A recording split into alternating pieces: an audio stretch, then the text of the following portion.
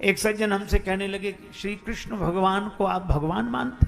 हमने कहा मानने का क्या सवाल, वो भगवान हैं। बोले आपको लगते होंगे, हमें तो अच्छे आदमी भी नहीं लगते।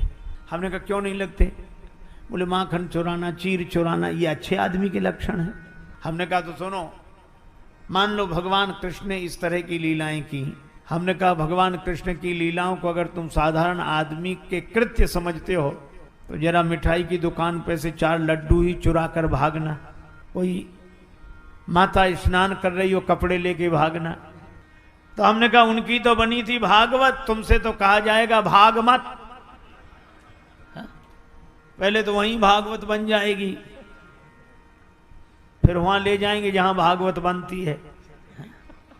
तेरी माया का न पाया कोई पार के, लीला तेरी तू ही जाने। तेरी माया का न पाया कोई पार